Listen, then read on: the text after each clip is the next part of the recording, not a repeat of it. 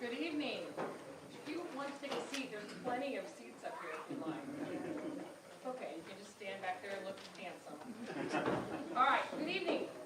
I call to order this January 13th, 2026 meeting of the Blair Mayor and Council. I'm Mindy Rump, Mayor of Blair, and I'm pleased that you have joined us this evening. Even you in the back. I hear you. Hi. This is a public meeting and you're a part of the process. I encourage you to participate, share your thoughts, and ask questions. I want you to feel comfortable, and please share your thoughts at any time, but you have to come up to the podium to do so.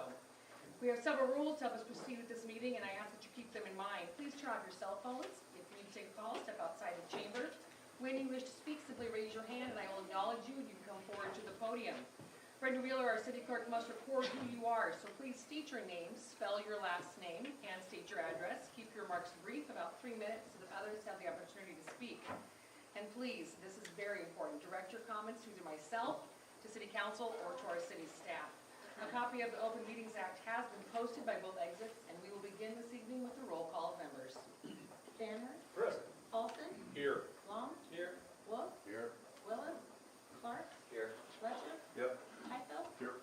All members present except for Willis. Thank you. If you please stand and join me for the pledge of allegiance. I pledge allegiance to the flag of the United States of America and to the republic for which it stands, one nation, under God, indivisible, with liberty and justice for all. Thank you. Item number 4, approval of the consent agenda. So moved. Second. We have a motion and a second to approve the consent agenda. Please register your vote.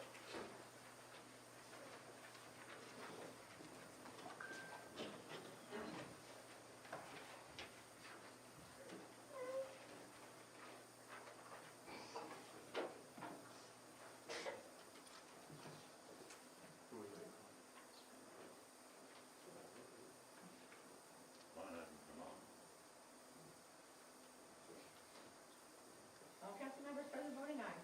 Motion passes. Item number 5, recognition of the Blair Police Department, Washington County Sheriff's Department, and Blair Volunteer Fire Department for their response to the fire at the La Quinta Apartments. Chief Kinsey.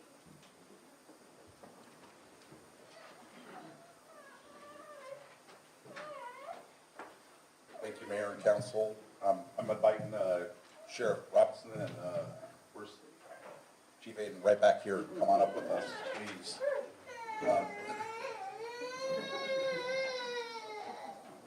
Awards are supposed to be fun. Anyway, we have an awards recognition here tonight for our officers, all of our public safety professionals tonight, and Captain Lyon is going to read a little bit a citation description of it, and then we're going to have a short video to show you what our officers and deputies and emergency personnel responded to that night at the La Quinta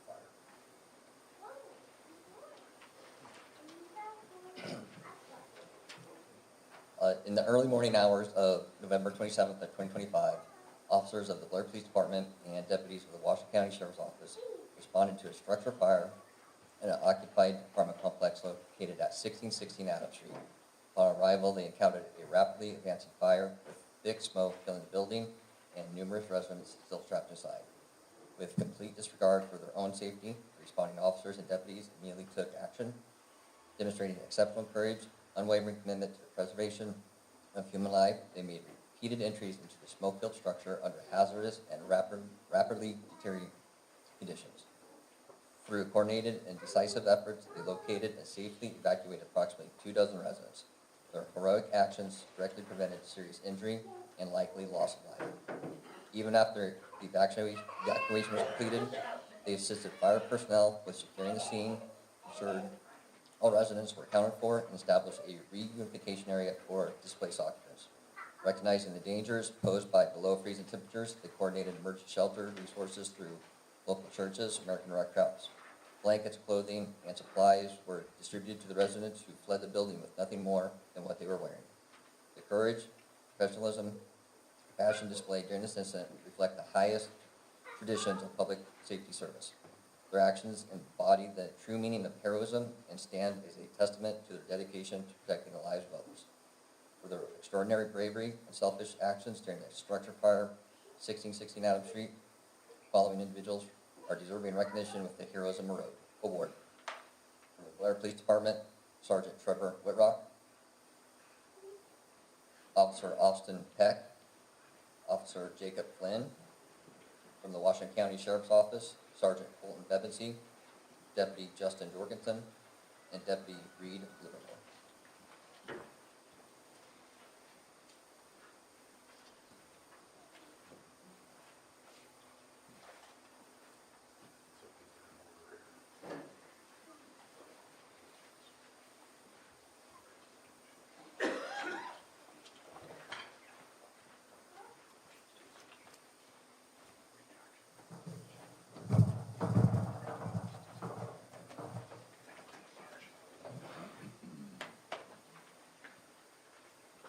Congratulations, gentlemen, thank you.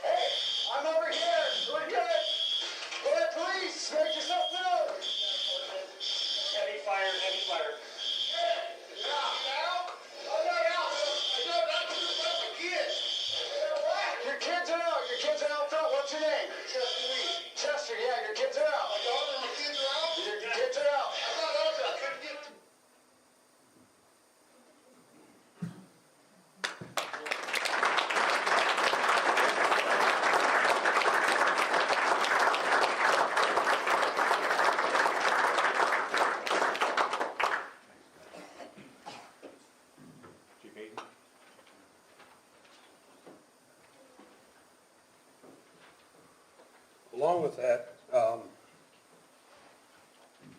the other people, I don't know if we have any in the room or not, but the other ones that we need to recognize also are the dispatchers. they do have a very tough job being on the backside of that, not knowing what's going on. It's kind of hard to say, but this is our job. We can't single any one person out or a group of people out because this is what we're trained to do.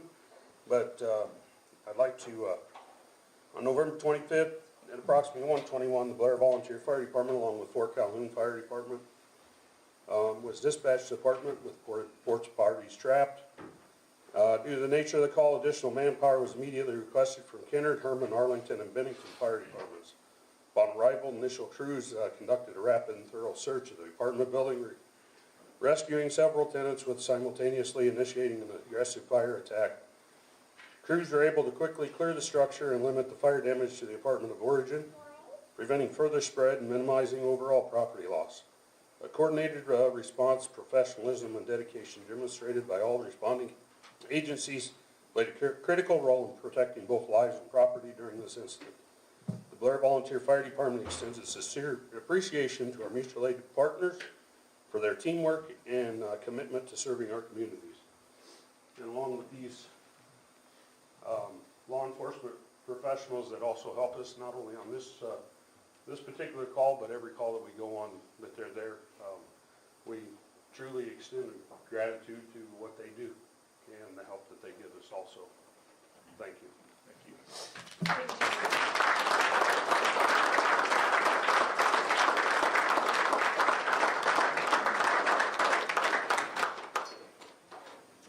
Item number 6, presentation from officers of the Blair Volunteer Fire Department of the 2025 annual report. You should have just stayed up here. I don't know. Exercise. Well, Madam Mayor's Council, kind of our annual recap of the year previous. As you can see on the screen, the composition of the Department of Active Duty members. We have 33 lifetime members. These are people that go over on the lifetime. They can still respond to calls and do other duties, but some of the requirements aren't there that they have to meet with being an active member.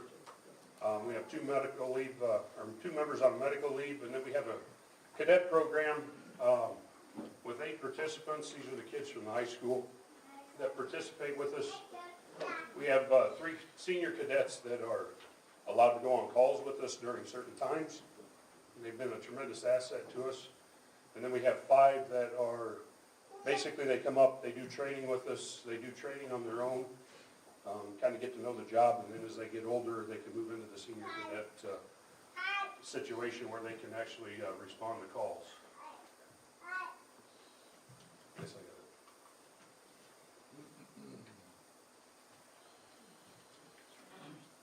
Oh, there it goes.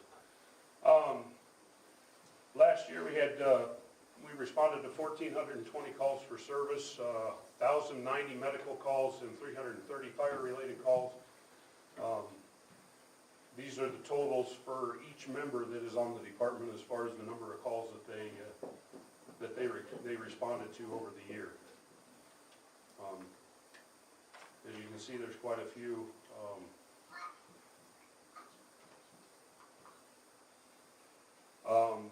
Talk about the apparatus that we have. We haven't changed anything. Everything's been pretty much the same as what we've had in the past. I think it was last year we added the gator. The rule board added the gator. It's got a pack on it that we can do wildland fires with it. It also has a place where we can haul a patient if we need to get into some remote area. We can put a patient on it. We're currently in the process. Next year we will be receiving a new ambulance. That's been that's about a 3-year process. And also, barring nothing, in 27 we should be getting a new engine, city engine, that will replace our 20-year-old truck that we have currently. That also is a 3-year process. Some new equipment that we've gotten this year. We got what they call an AccuVein. That's for the guys that can do IVs. If they can't see in a vein real good, it kind of lights it up and makes it so you can see. We replaced our aging gas monitors, so when we get CO alarms or hazmat incidences, we can detect that. That next picture there is what they call a hypersite. It's a thermal imaging camera that's mounted on the top of our grass trucks. So when we're out in the smoky conditions, it's like a thermal imaging camera, so you can actually, it's truly amazing. You cannot see the front bumper on the truck, but yet you can still see the road and what's in front of you. So we have those on the 2 grass trucks that we got the last one last year, the roll board. We did take some donation money and we purchased these Zoll AEDs that you see around town also. So we have an AED on every truck that we have.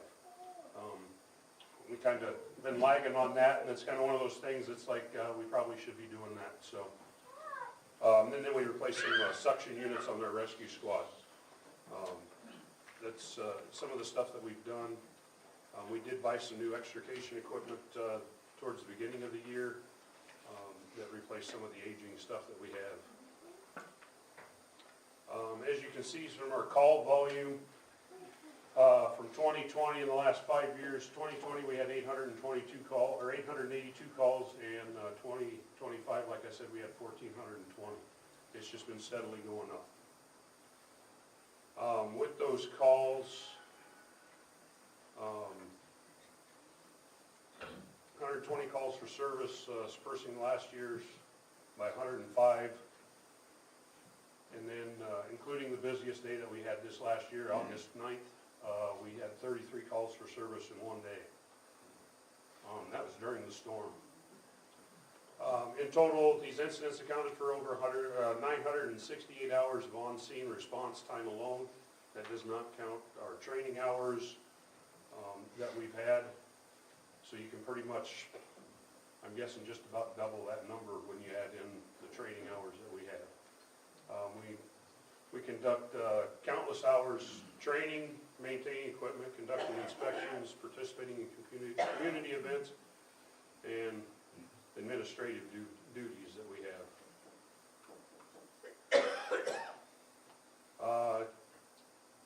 2026, again, like I said before, we extend our appreciation to our mutual aid partners. Also at the Blair Police Department, the Washington County Sheriff's Office, the county dispatchers for the great work that they do, and we're on pace for another record year. We got, I think we're about 40 calls already for the year. 41. So we're cruising right along. So. Well, it's not exactly the record-breaking numbers we want to see. No, but it's. I know I speak for the whole council, Mr. Aiden, when we express our sincere appreciation for your dedication and your heroism to the whole entire department. I mean, those numbers are just 200 shy of doubling in 5 years. Yep. And that's incredible. Well, the one thing that I know I say, and I know the department does too, is having people like yourselves to work with us and give us the equipment that we do have. We are very, very, very fortunate to have what we do. It doesn't take very far to go to see some of the equipment that's out there, and to have what we do. We are very fortunate, and we thank you for that. This is the easy part. You guys are the ones that are getting up. Thank Well, you very much. we are taking applications if you're interested. You heard it here first. Thank you very Thank much. you. Appreciate it.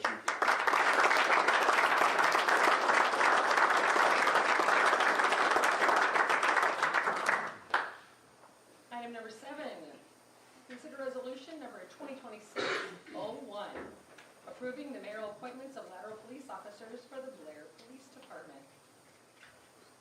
Chief Kinsey, first resolution of the year. I'll take it. It's a good resolution. And unfortunately tonight, I know it's with our expedited lateral process here and closing the books on the whole process. It was on Friday, having the candidates here tonight. I did not see any of them slip in and all the excitement. But thank you to the council for trusting us moving forward with the lateral process, and to the civil service for helping us with streamlining some of the civil service rules for allowing us to go out and really focus and target on getting qualified applicants to join our police department. And thank you for allowing our department to grow. You can see not only just in the fire public safety numbers, but we've seen a dramatic increase in also police calls. And filling the ranks is important for public safety for our community. We are appointing 3 lateral police officers. Officer Chris Perkins, he's actually currently a sergeant with Omaha Police Department. He's spent 26.7 years there. He retired, technically retired. He's in the drop program with Omaha, and he's got some fuel in the tank left for some law enforcement, so he reached out to me. I happened to actually work with him back in my previous life. We worked human trafficking cases together with the Child Exploitation Task Force, and he's a great guy, brings a lot of experience. He's going to bring a lot of experience to Blair. We could really use it. He's just excited about getting back in uniform and getting out in the car and patrolling our community. Chris DeSanglis is also an Omaha police officer. He's an 8-year veteran there. He lives here. He's raising his family here. It's important to him and his family. They've put down roots, and he wants to serve the community that he lives in. Lives just right outside of town, but his kids go to school here, and they're pretty active in the community. So he's bringing a lot of experience. He worked a couple years with the Douglas County Sheriff's Office also prior to Omaha PD. So we'll get 2 good candidates there. And then Randy Cruz is he's been out of law enforcement for a couple of years. He was a deputy in Knox County and Boyd County. He happens to our officer Flynn recruited him. He's in the National Guard with them, knows him, and suggested that he come here. And he'd been looking to get back into law enforcement. He unfortunately had to leave law enforcement because his wife took a job. They had to move away. So he's been excited to get back in. I think it's going to be a great addition to our team. We're looking forward to having him. So thanks for your support. Thank you. Thank you.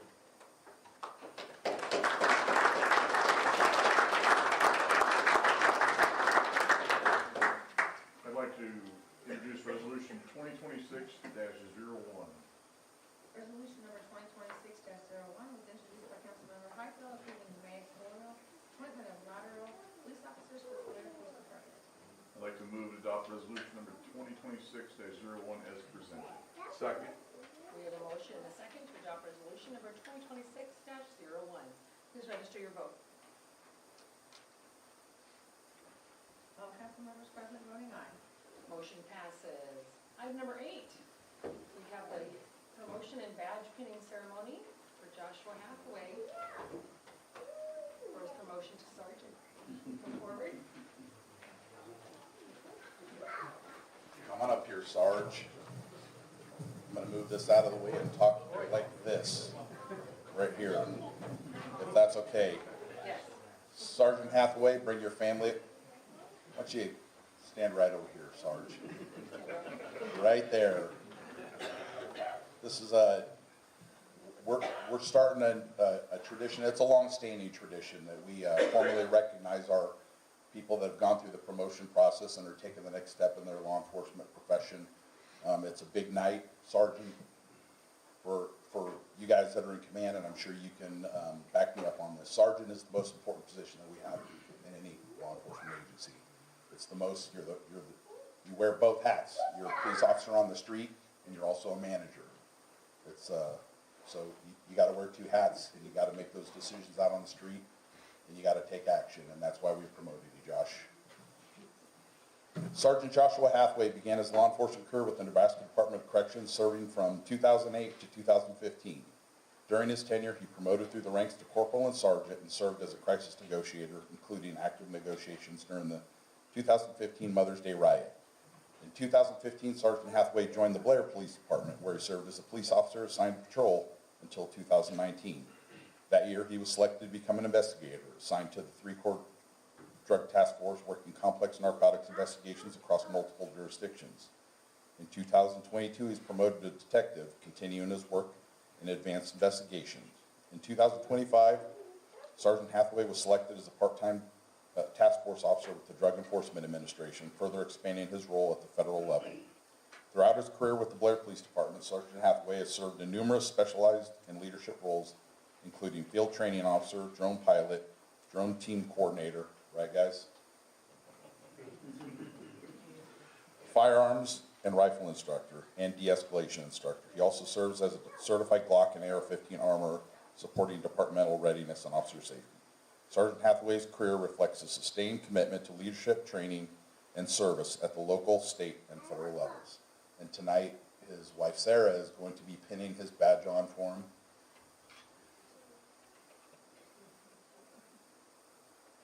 And it's not assault if you happen to stick him. You get a free pass tonight in front of everybody.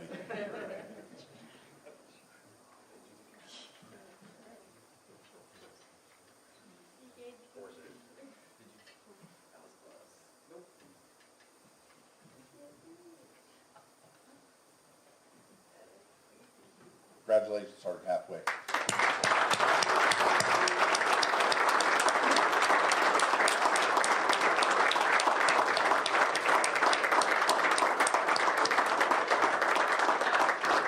Josh, sorry.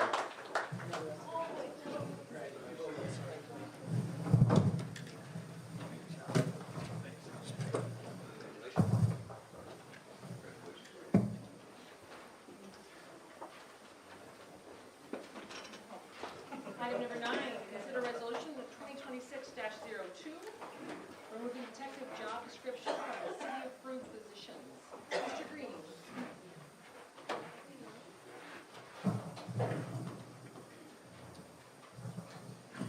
All right, thank you, Mayor. Appreciate that, Phil Green, City Administrator. What you have before you tonight in this resolution is just kind of the last technical step in transitioning from having our detectives in the police department be actual certified positions that end up going through a separate hiring process for those individuals and transitioning back to what many departments have, where detectives then would be patrol officers that are given a special assignment for several years. They go through some advanced training, obviously, to learn how to be good detectives. It's actually a skill set that is very, very helpful then for our regular patrol officers, and yet they'll serve for a certain period of time as they're assigned by the chief, and then ultimately, as a patrol officer, still would go back into the field. But they're able to use those skills then as they're out on patrol. They're also then potentially available to help fill in if we have a major accident that happens sometime and need additional support. Someone's off on vacation or ill, and that it ends up being another task to be looked at then for potential promotion sometime down the road. And Sergeant Hathaway is a great example of having that skill set really helping to set you apart. The civil service rules have already been changed, so everything is in place. The final official action that really needs to be done is for you as the council to basically take the job description of a qualified job, tear it up and say it's no longer a separate position.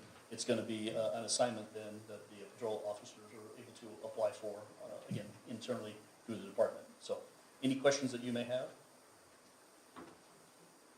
Right. Thank you. Thank you. Do you have any comments from the public? Having none, how would council like to proceed? I'll introduce resolution number 2026-2.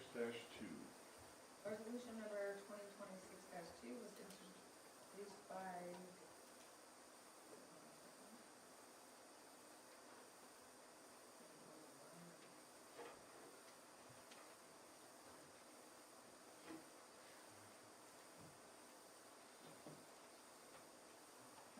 resolution number 2022-26-02 was introduced by Councilmember Highfield, removing detective job description from the city approved position. I move we adopt resolution 2026-2 as presented. Second. We have a motion and a second to adopt resolution number 2026-02 as presented. Please register your vote.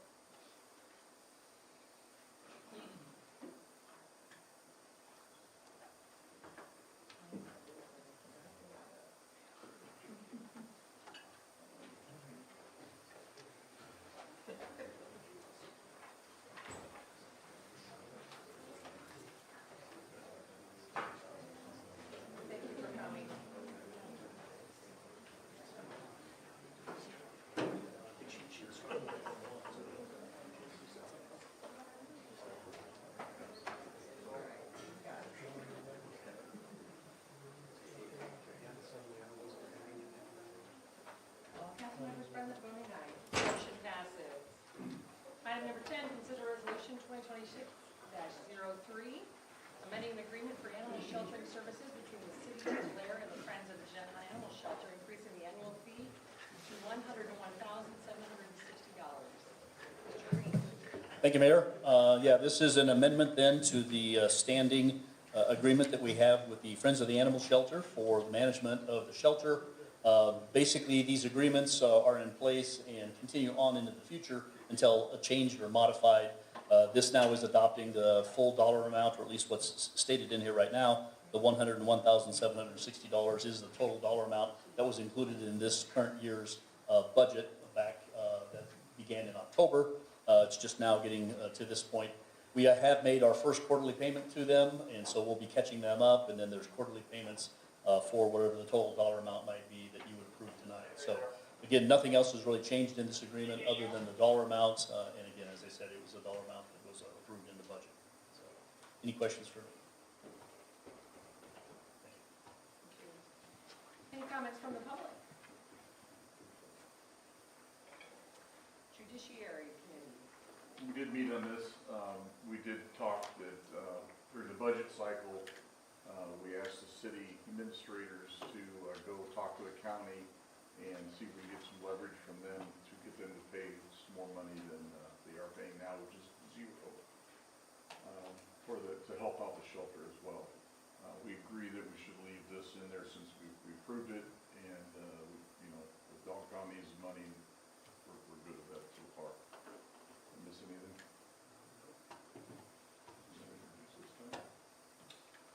Yeah, so if there's no questions, I'll introduce resolution 2026-03. Resolution number 2026-03 was introduced by Councilmember Lecter, approving the agreement for the animal sheltering services between the city of Blair and the Friends of the Jeanette Animal Shelter, increasing the annual fee to $101,760. Motion to adopt resolution 2026-03 is presented. Second. We have a motion, a second, to adopt resolution number 2026-03. Please register your vote.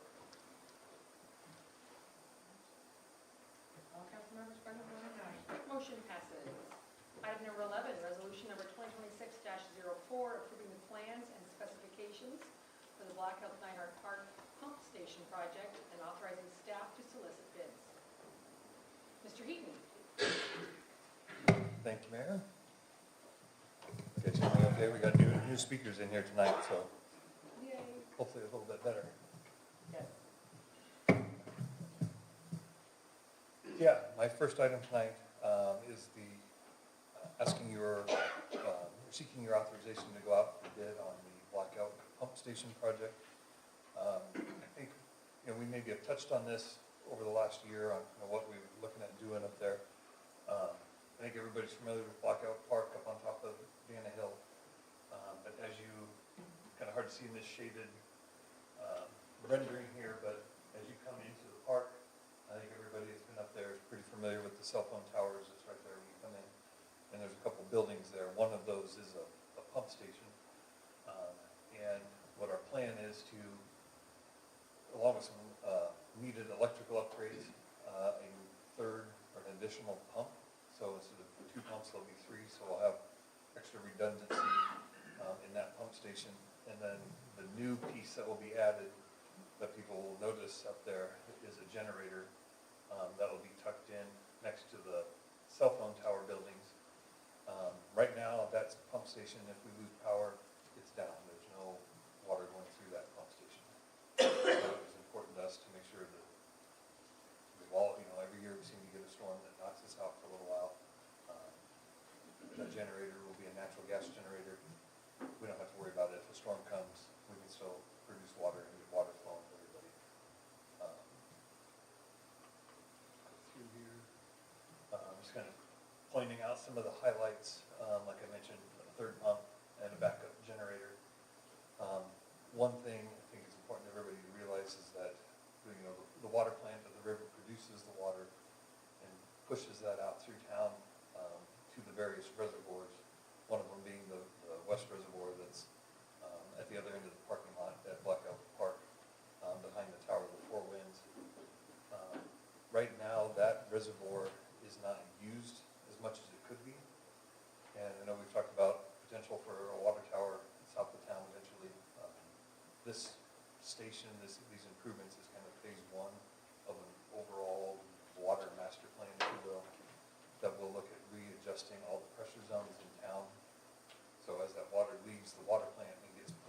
system, a chunk of that fills this reservoir. This pump station will then help distribute that to the whole like, northwest part of town. And as we expand the system, put more properties, more parts of town kind of relying on this pump station, and then put new stuff as it comes online, kind of on the water tower, the South Reservoir, future pump station on Highway 75. The engineer's estimated cost of this is just over $1.2 million. I have been working on SRF funding, which you're all familiar with, the state revolving loan funds. This come with a 30-year term and a whopping 1.25% interest. So likely what I'll end up doing as we continue some of these projects is using that same kind of loan to tie all these projects into one debt service payment. This project was completely budgeted in this fiscal year, so we're comfortable to make sure everything gets taken care of, and we can get this project going. So, if approved tonight, the next step is I'll work with HCR. We'll get the bids posted on the appropriate websites, get bids back, hopefully back in front of the council by, I'd say, the second meeting in February, first meeting in March. So then the council will present then a bid tab to you, what bids we got back in. So you'll have another chance, I guess, to actually approve or authorize us to actually do the work. So again, right now, tonight, you're just approving, authorizing for us to go out and solicit those bids. So if for some reason the bids come in at twice this that we don't expect, that give the council a chance to take a step back and revisit this. So right now, tonight, we're not, authorizing to expend any monies or anything like that right now, but just go ahead and go out and get those bids. The plan is, if bids come back in time, work can perhaps get started this summer. The engineers don't expect this to be a huge project. There'll be, as you can see in the picture, part of the parking lot at Black Elk will be used up, kind of sectioned off for staging so they can put materials, kind of construction drop trailer there and whatnot. But it shouldn't be a big expansive project like we've been doing at the water tower. Any questions for me? CJ, there's no backup generator up there Correct. right now, correct? And the one that would go in this bed is, what is the fuel source for this It's generator? natural gas. It is natural gas. I assume there's already a natural gas line. It is close. As you can see, I just kind of took a snippet out of this overhead view, but the natural gas line will have to be tied in off of, was that 31st Street? So not far. And then just one thing that kind of add to this, I know Tom, you guys are all aware, we've been working on adding fiber to all of our pump stations and well houses. So we'll make sure that that's included on this. So we're trying to get away from using radio antennas to connect all of our computer systems. So as we're doing these things, we're going to put fiber line in right along the power lines and any other conduit that's run, so we'll be ready to go. Any questions? Thank you. Any comments from the public? Having none, Water and Sewer Committee. We did meet and discuss, and with adding of the generator and a third pump for redundancy, we thought it sounded like a good deal. And all we're really doing this evening is approving going out for bid. So I would like to introduce Resolution 2026-04. Resolution number 2026-04 was introduced by Councilmember Paulson, approving the plans and specifications for the Blackout Minor Park Pump Station project and authorizing staff to solicit bids. I'd like to make a motion to adopt Resolution 2026-04 as presented. Second. We have a motion and a second to adopt resolution number 2026-04. Please register your vote. All council members present, voting aye. Motion passes. Item number 12, Resolution number 2026-05, approving a wastewater assistant supervisor position and job description. Mr. Heaton. Thank you again, Mayor. Josh, do you want to come up here? I don't mean to put him on the spot, but he did drive all the way here, so.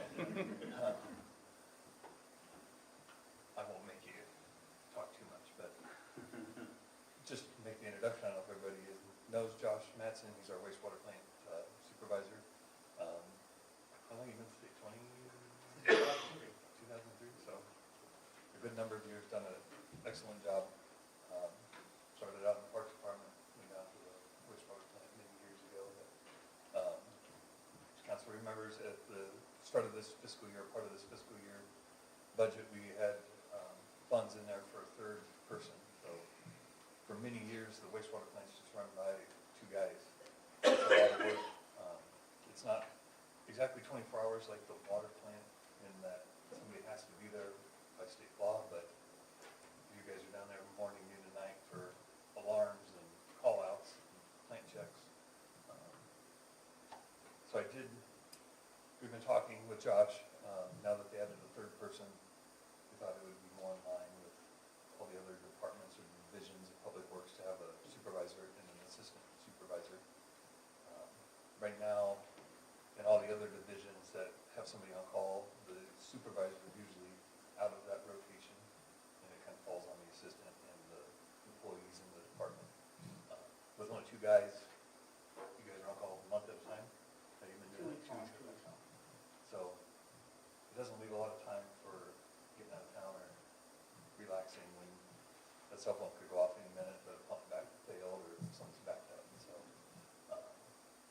kind of looking through some of the payroll reports, the current staff down there, Josh has been an average of at least 48 hours a week, if not more. And the other guys are pushing 44 hours a week or more, depending on the week. So there's a lot of work to be done. It's a busy place. So, having this assistant in there will give Josh a chance to kind of work on, I guess, some of the future of the plant, maybe with all the development and different things coming to town. The plant hasn't seen a major upgrade in 30 years, 40 years. There was one in 1996. So, whereas our water plant has seen improvements every few years, the wastewater plant is, Cargill doesn't need an extra wastewater plant, so we haven't really put a lot of focus on that, but we're starting to see the time has come that that's going to change. I think that we're going to have to kind of modernize some things and maybe adjust. Do you have anything you want to add about the position or anything? I guess the important part for me to keep everyone happy is we need another person that can answer the supervisory questions. When the state shows up, there needs to be someone there that can answer the supervisory questions specific to the permit. We have 3 permits, all different. And whoever's there can't say, I don't know. That's not an acceptable answer with the state. So we need to have somebody on staff there all the time. If someone shows up, they can answer those questions.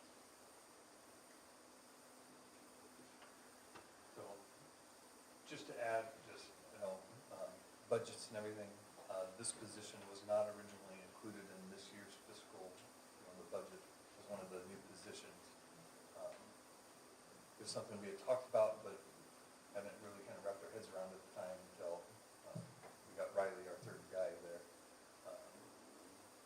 Looking at the budget, there's still room, I think, to make this all work and stay within those limits.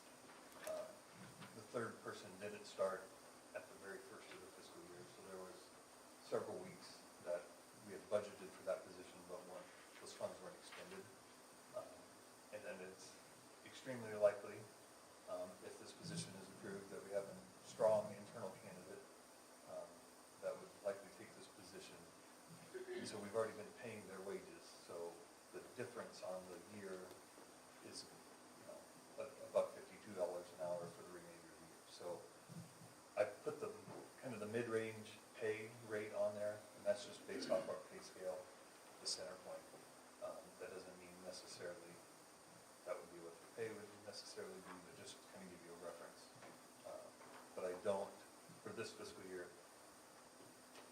it's not gonna be an additional $76,000 on top of what we've already spent, because, like I said, unless something unforeseen happens, I think we have a good, strong internal candidate. Good. Any questions for me or Josh? Thank you both. Thanks, Greg. Thank you. Any comments from the public? Water and Sewer Committee. Yeah, we did meet on this. Obviously it makes sense. There's 3 of them now. Falls in line with the other departments. So if there's no questions, I'll introduce resolution 2026-05. Resolution number 2026-05 was introduced by Councilmember Letcher, approving a wastewater assistant supervisor position and job description. Motion to adopt resolution 2026-05 is presented. Second. We have a motion and a second to adopt resolution number 2026-05. Please register your vote. Councilmembers present voting aye. Motion passes. What is our output for wastewater? Like, we know what how many millions of gallons our water treatment facilities. Put them out. Yes. Josh can How much? throw something at me if I'm wrong, but about 1 million gallons a day right now. Million a day. So our water plant, for comparison, is 28 million gallons of water Right. a day. But there again, we don't have any major industrial, right now, any major industrial waste user. That's where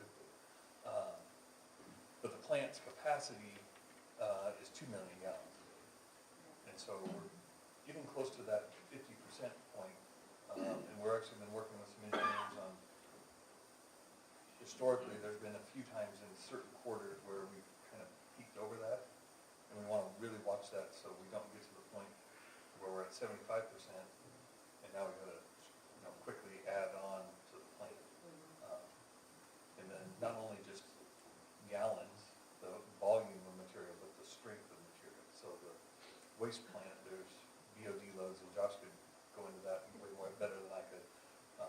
But there's certain strengths of waste that our plant's designed to handle. And as we add more industry and things like that, the type of waste they get is stronger and requires more work, more coordination, I guess, to be able to treat that properly before it goes back into the river. A lot of science around it, and if Sure. any of you wanted to, I'm sure Josh would give you the nickel tour. Thank you. I just wanted to get a pulse check on that. Appreciate it.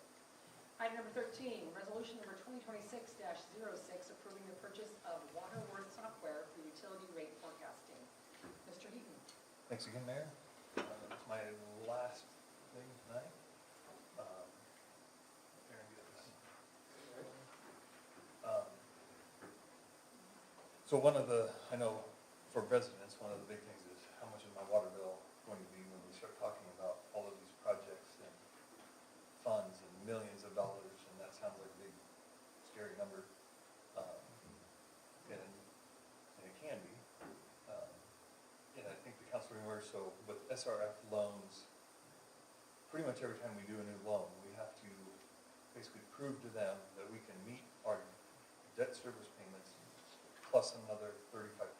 We have to have that money in there to cover all of our debt service, to ensure we have operational funds, pay our staff, to, buy chemicals to treat the water, everything that goes into getting a gallon of water out the door. In the past, we've relied on consultants about every time we've done one of these to the tune of $10,000 to $15,000. To basically help us kind of do all that math to say, okay, here's all your new debt payments, here's your operation expenses, also looking at the fees that we charge Cargill, basically help us understand what our rates need to be. This Waterworth software that I've been taking some time over this last 4 months to look at is basically a live tool that gives you a live look, real-time model of what your water rate should be. So the picture up here is a sample. It's not anything tied to Blair by any means, but it gives you a kind of a representation of what this could look like. There's a lot on here, but essentially you can plug into the model all of your expenses, your debt payments, your operations, your salaries, you name it, goes in there. And then it looks at all of your incomes, your inputs, outputs, everything. You tell the software, I need to have a debt service coverage of 1.35%, and I want to have an operational buffer of another 10% or whatever we feel is comfortable. And the software then will tell us essentially what our rates should be to make those kind of payments and keep ahead of the curve like with the water plant. So that's a lot of what is on this screen.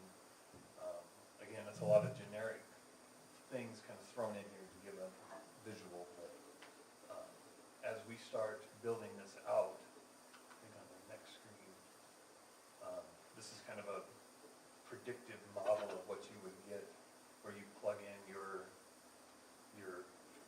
rates, your expenses. So the line kind of represents your, say, break-even point, or maybe where you'd like to be.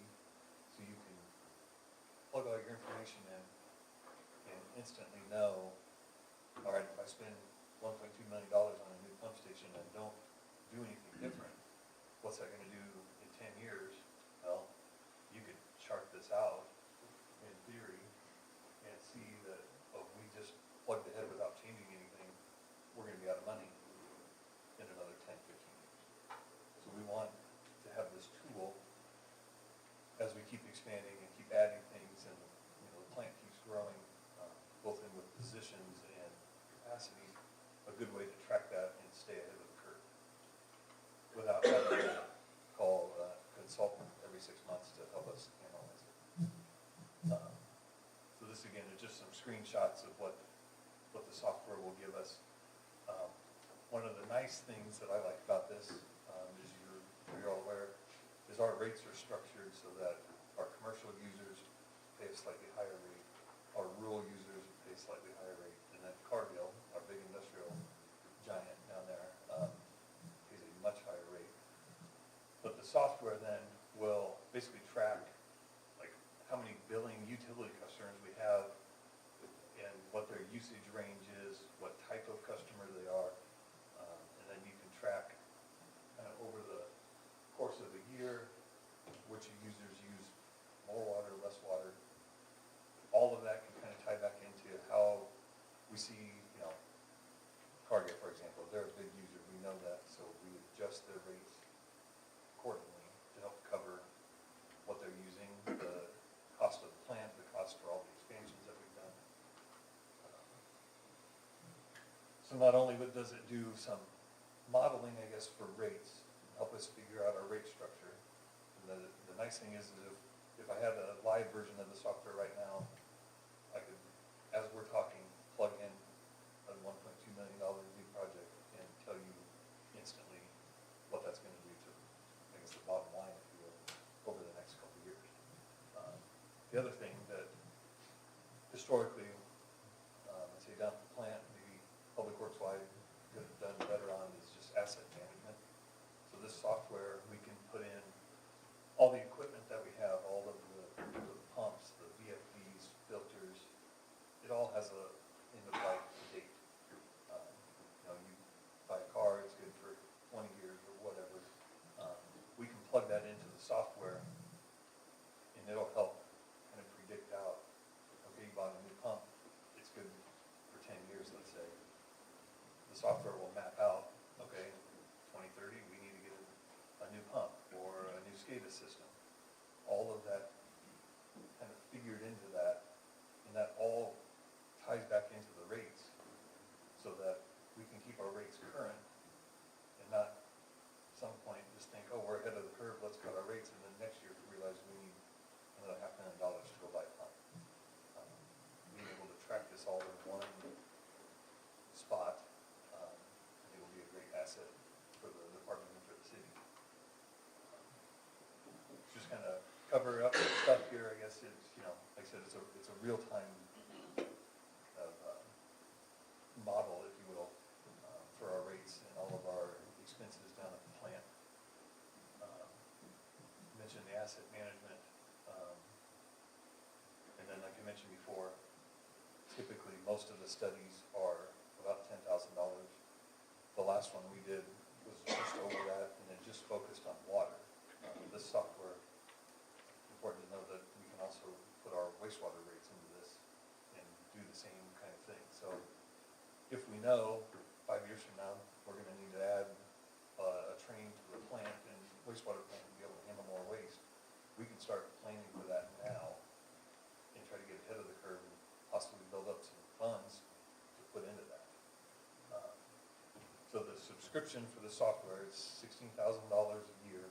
If we signed up for a 3-year plan, they give us a discount, so $43,200 for 3 years. And that includes training, any kind of support that we need, any kind of help with doing more in-depth analysis as we get questions come up or as we get into building this model out.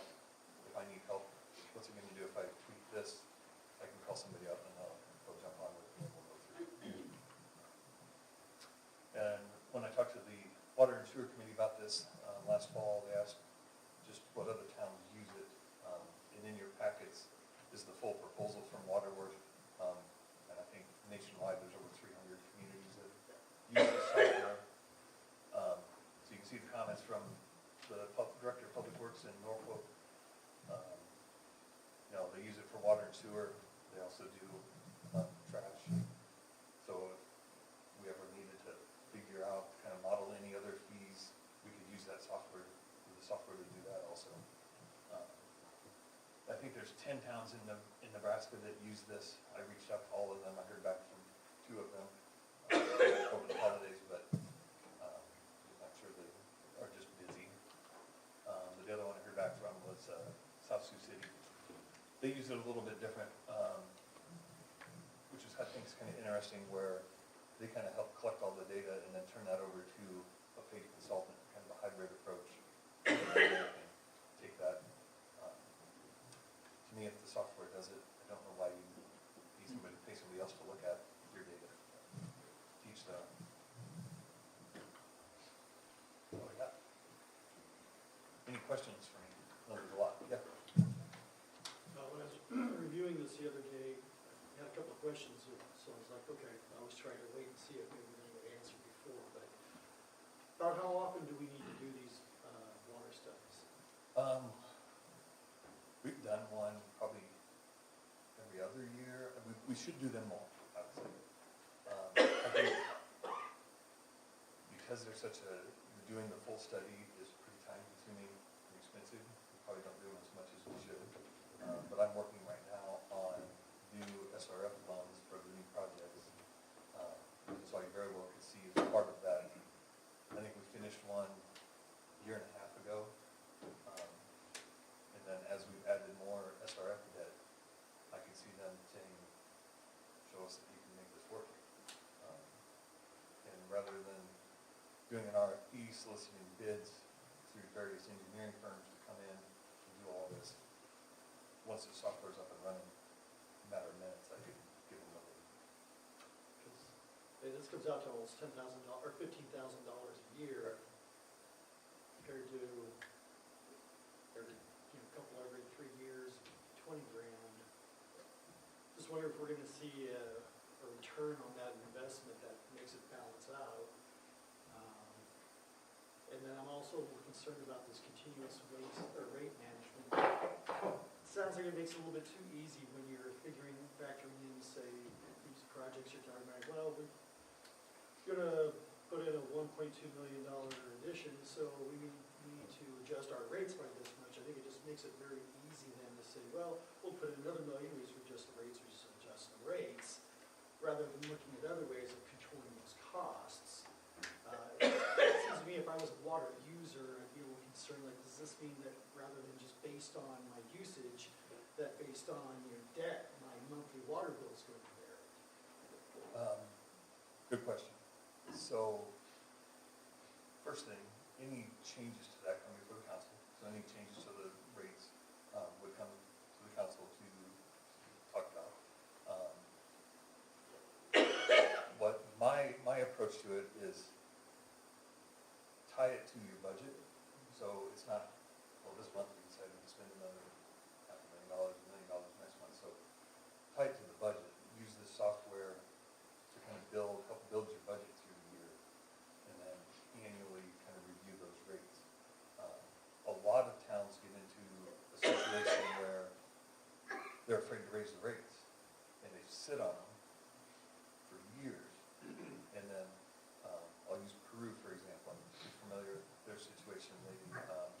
ended up having to basically pipe water in 11 miles away, and everybody's water bill tripled. I mean, it was a massive jump. In Blair, until it's 5-6 years ago, the last time we did a rate increase. And we did the last study with the consultant, but we're able to kind of spreading out some of the debt service. I think the average rate would go 1.5% on the last one. So on average, most people's water bill went up less than $2. So I think the more we can fine tune it and stay ahead of it, and I agree with you saying, I wouldn't expect to come every month and say, oh, we gotta go another penny or dollar or what have you. But I think we could be more in tune with what our actual expenses are, rather than, we're gonna take a guess that, okay, we're gonna maybe pad our rates, because we know we've got some projects coming up. I think this will give us a much more accurate picture of what we need. Thanks, CJ. Any other questions for Mr. Green? Thank you. Thank you. Any comments from the public? Water and Sewer Committee, you've been busy tonight. We met at 6:15 and we're almost till 7. So we did discuss this and we talked about, you know, the term work smarter, not harder. We think this will help understand the impacts to the water and sewer rates, where if we need to buy a new pump or a generator, we can plug it in and see, hey, we can absorb this, or hey, we need to raise the rates. Proactively renew and replace aging infrastructure, know how that's going to impact costs. Be prepared to support growth and increase capacity. So we thought it sounded like a good deal, where he showed on the screen, if we buy it for 3 years, we get a reduced rate, comes with the training and all that stuff, multiple people can use it. It's for sewer and water. So I would like to introduce Resolution 2026-06. Resolution number 2026-06 was introduced by Councilmember Paulson, approving the purchase of water board software for the utility rate forecast. I would like to make a motion to adopt Resolution 2026-06 as presented. Second. We have a motion and a second to adopt resolution number 2026-06. Please register your votes.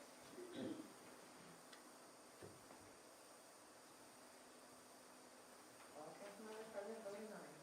Motion passes. Mr. Green? I'm shocked, 8:03, and we're already to you. I know, this is great. I was hoping we might be done by 8 o'clock, but CJ had to get up and spend some more money, so that happens. So appreciate that. We'll keep it short. Obviously, you can notice that there's a slightly different sound system that's in the room here. Sad to say that the sound system that was installed in here probably almost 25 years ago by Ortmeyer's went kaput. And the sound boards, and those have not been touched since I got hired in 2005. So it's a fairly old system. The timing was actually fairly good for us. We were working with a consultant out of Omaha regarding a sound system, talking about what would be appropriate for this room. If there was ever remodeling that might be done in this building, could it be a sound system that could be moved to another location? And then one of the things I've kind of committed myself to, and with the mayor, is that we need a decent sound system for outside when we have some of our community activities. We've tried to go the really, really easy, cheap way. Last couple of years, it's burned us badly. We had to delay the lighting of the tree if you were out there, because the sound system was working just fine until we literally turned the mic back on, and then it didn't work again.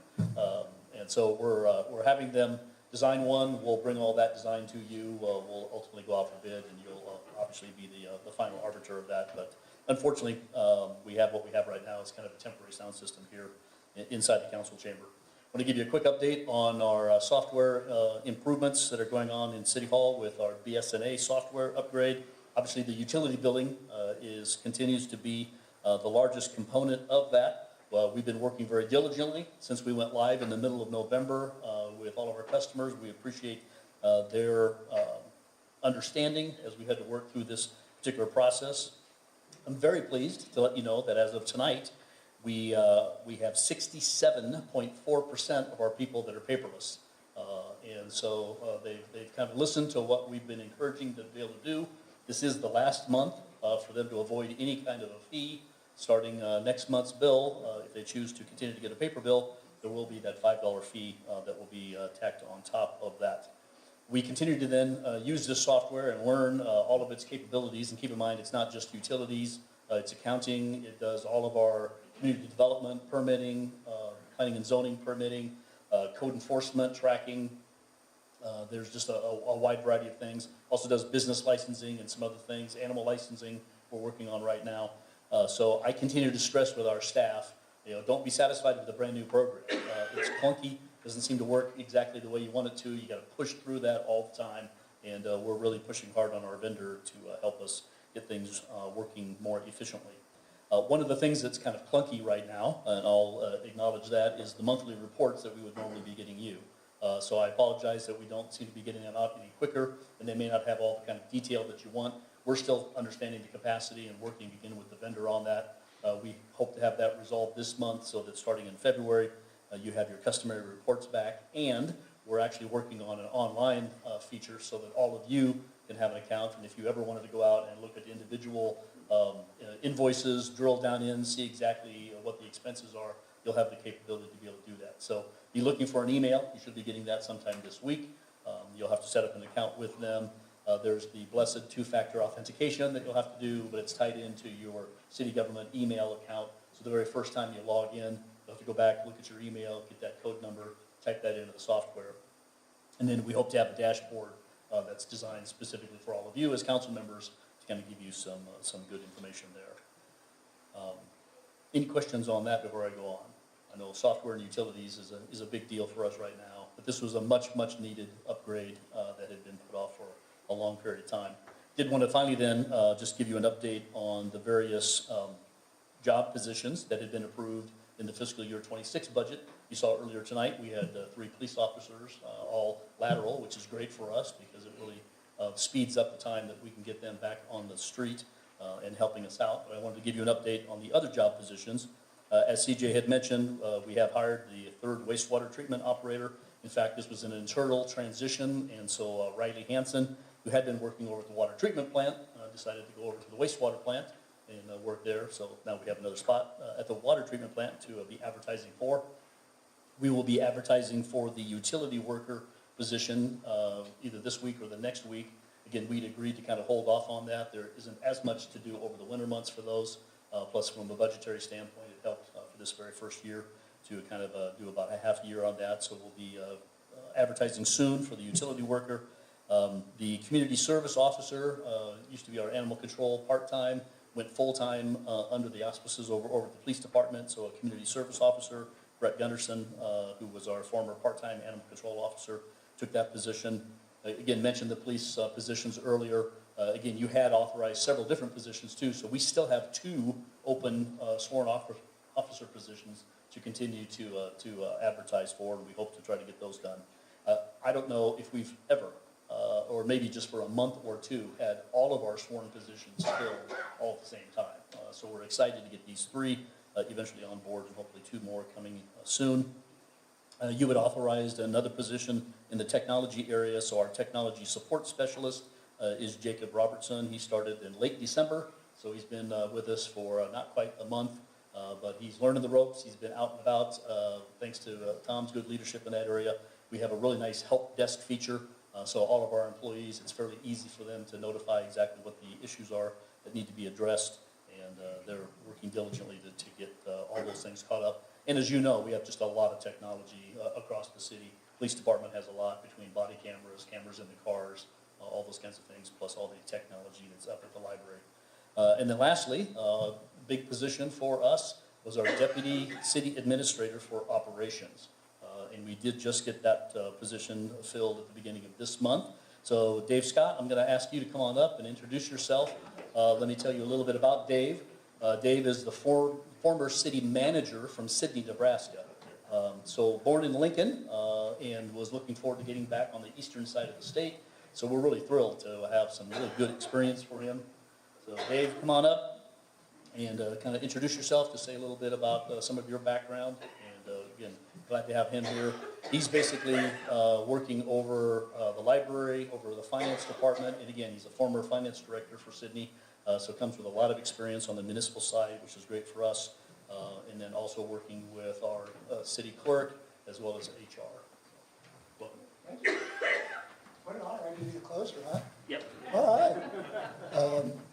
Well, I'm super excited to be here. I want to thank the council and Phil for allowing me this opportunity. I look forward to what we can all accomplish together. A little bit about myself, I guess. As Phil said, I was born and raised in Lincoln, Nebraska. So I was born a Husker fan. And yeah, and that's where I got my undergraduate and my graduate degrees too, in Lincoln, Nebraska.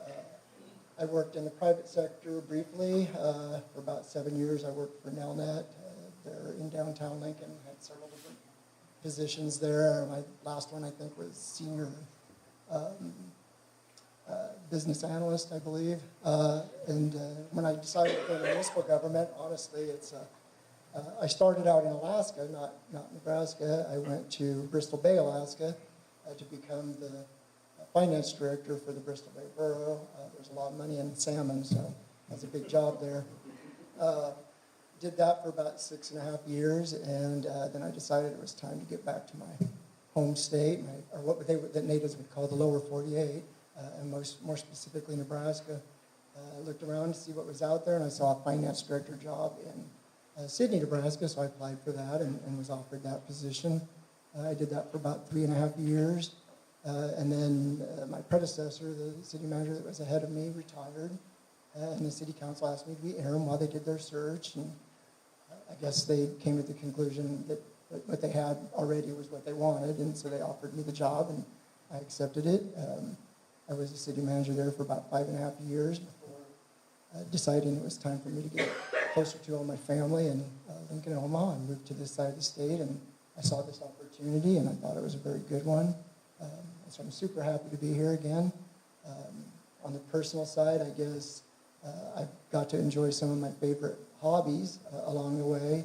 I love hiking, and of course being in the Panhandle afforded me the opportunity to do some of that in Colorado, where there's some great trails, and also in Wyoming. And then I'm also a big fisherman, and arguably the Bristol Bay is the best fishing in the world, arguably. So I got to do some of that, and I also am a golfer, not a very good one, but I like to golf, and so I enjoy that. And that's a little bit about me. Is there anything that you want to know about? I think you covered it. Welcome. Perfect. Glad you're here. Welcome. Thank you. I'm super excited for this opportunity. Thank you. Thank you, Dave. Any additional questions? Thank you all. Thank you.